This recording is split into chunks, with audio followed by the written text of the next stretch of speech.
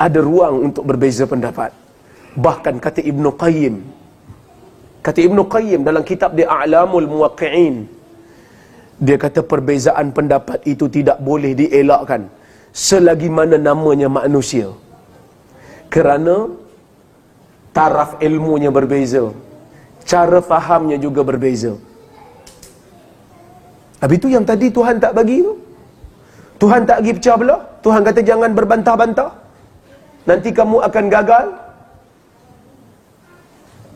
Sebenarnya yang Tuhan tak bagi berbantah-bantah ni, Ibnu Qayyim kata, yang dilarang bila kita berbeza pendapat ni ialah apabila kita melampau dalam berbeza pendapat.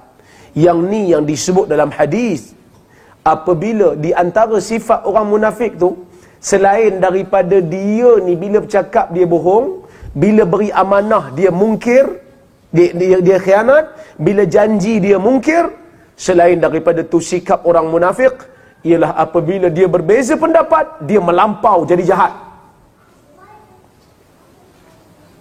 Macam mana jadi jahat bila berbeza pendapat ni? Dia tuduh orang dengan benda yang orang tak sebut, semata-mata kerana dia tak puas hati dengan orang tu dalam satu dua benda. Tadi saya balik daripada Dukhan, ada satu orang tanya soalan.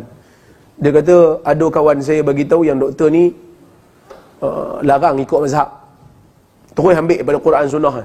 Mazhab-mazhab ni tak ada. Tapi dia kata saya tak percayalah juga, sebab saya cari juga video tu tak jumpa pula.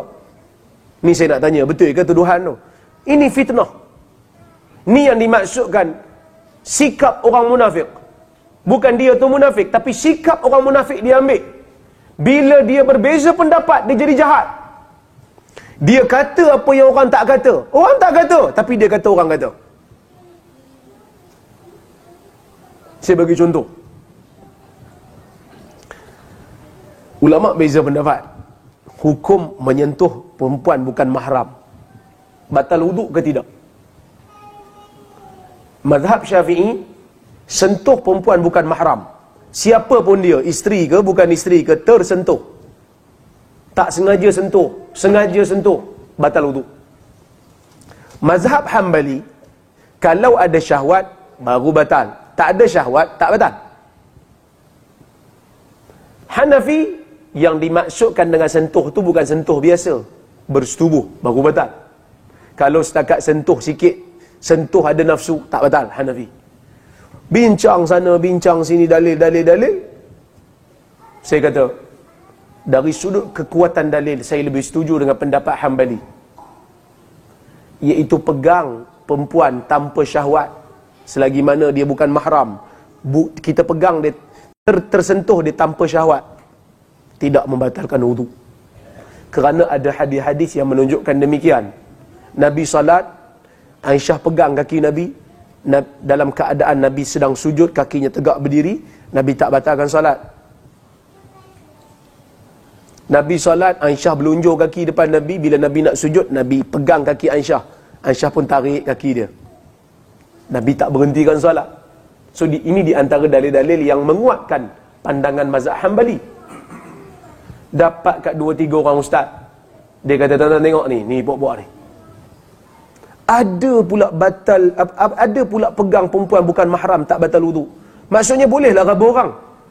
Tengok dia punya kesimpulan. Siapa kata macam tu? Kita tak pernah kata macam tu.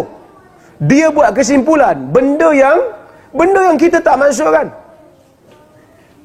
Isu raba ni isu lain. Isu yang kita nak bincang ni isu sentuh. Berdosa tak berdosa tu isu lain. Kalau orang tanya kita, ustaz, saya nak tanya, mencuri batal wuduk tak?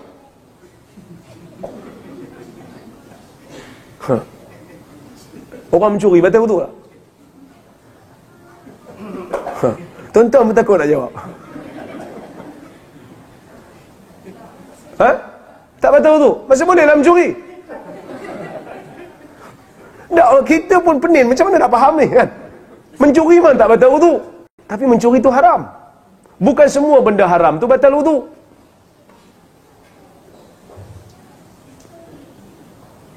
Maka ini yang disebutkan oleh Ibn Qayyim, yang dilarang dalam agama ni berpecah belah disebabkan oleh permusuhan yang didasari di atas perbezaan pendapat.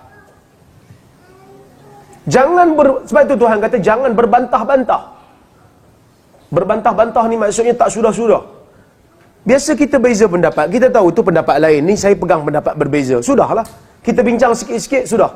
Jangan terbawa-bawa dalam isu yang lain. Maka kamu akan gagal dan tewas. Dan kekuatan kamu akan hilang. Sebaliknya kita perlu menghormati perbezaan mazhab. Kita perlu hormat perbezaan mazhab. Kerana mazhab itu diasaskan, 4 mazhab ini diasaskan oleh mujtahid yang faham agama. Orang tu nak pegang mazhab Maliki boleh, nak pegang Hanafi boleh, nak pegang Syafi'i boleh, nak pegang Hanbali boleh.